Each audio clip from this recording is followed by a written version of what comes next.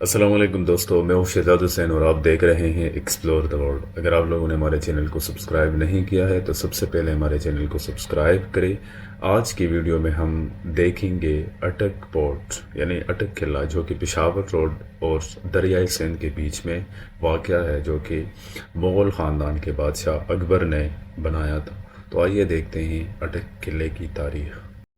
دوستو، اٹک فورٹ یا اٹک قلعہ کو 1581 میں مغل بادشاہ اکبر نے بنایا تھا۔ اکبر بادشاہ جب پنجاب کے دورے پر آیا تو شیر شاہ سوری کے بنائے گئے قلعے روہتاس فورٹ میں قیام کیا تھا، جو کہ سوری سلطنت کے بعد مغل خاندان کے قبضے میں تھا۔ روہتاس فورٹ کی بلڈنگ اور عمارت اور نقشہ مغل سلطنت امپائر کے نقشوں کے مطابق نہیں تھا، تو اس لیے اکبر بادشاہ نے زیادہ دیر تک یہاں قیام نہیں کیا تھا اور ایک دن قیام کے بعد اٹک فورٹ بنانے کا حکم دیا تھا۔ اٹک قلعے کو مختلف ممالک اور علاقوں کے جنگجو کے خلاف جنگ میں استعمال ہوتا تھا۔ 1758 میں سباجی اور مغل امپائر کے بیچ میں ایک لڑائی ہوئی تھی، اور اس لڑائی کی وجہ سے مغل خاندان نے اٹک قلعے کو کھو دیا تھا اور سباجی نے اٹک قلعے کو قبضہ کیا تھا، جس کو فاتح لاہور بھی کہا جاتا ہے۔ 1812 میں قلعے کو سکھوں نے قبضہ کیا اور اس کے بعد یہ برٹش امپائر کے ہاتھوں میں گیا تھا۔ اٹک فورٹ پشاور روڈ اور دریائے سندھ کے بیچ میں واقع ہے، اسلام آباد سے تقریباً 80 کلومیٹر کی دوری پر ہے۔ اٹک قلعے کو 1500 صدی سے 1800 صدی تک بہت اہمیت حاصل تھا، کیونکہ اس کا جغرافیہ ایسا تھا کہ اس کو فتح کرنا مشکل تھا۔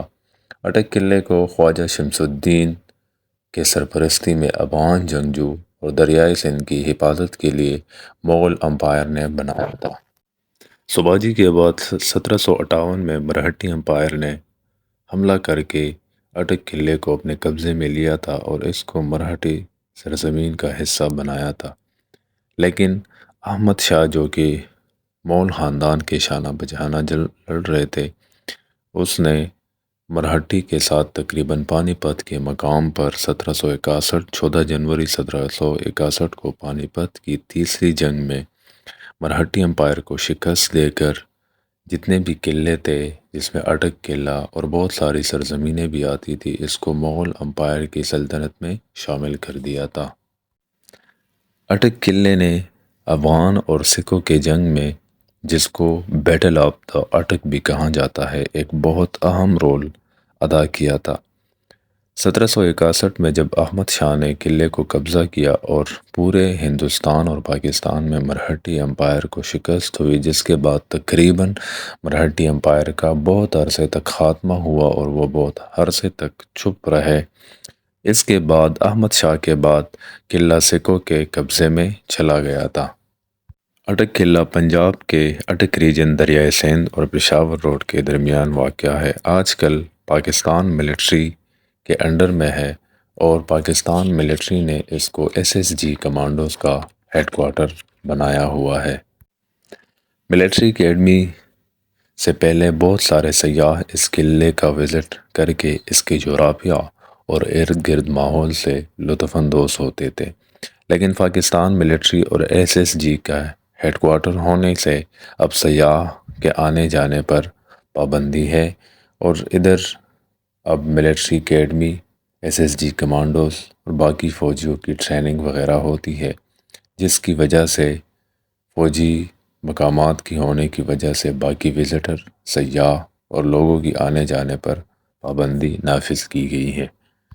دوستو، پاکستان کی تاریخی مقامات میں سب سے زیادہ اہمیت اٹک قلعے کو حاصل ہے، کیونکہ اس کا بلڈنگ اور نقشہ ایک ایسے طرز کے ساتھ بنایا گیا ہے جو بہت اہمیت کا حامل ہے، اور اس کے ارد گرد کا جغرافیہ بہت قیمتی ہے، کیونکہ پاکستان کی جغرافیہ میں دریائے سندھ کو بہت اہمیت حاصل ہے، اور اٹک فورٹ کو، اٹک قلعے کو دریائے سندھ کی حفاظت کے لیے بنایا گیا تھا، جو آج کل بھی اسی اہمیت کا حامل ہے۔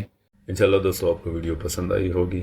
اس کے ساتھ ساتھ شہزاد حسین کو دیجیے اجازت اور اپنا بہت سارا خیال رکھیے گا۔ تھینک یو سو مچ۔ اللہ حافظ۔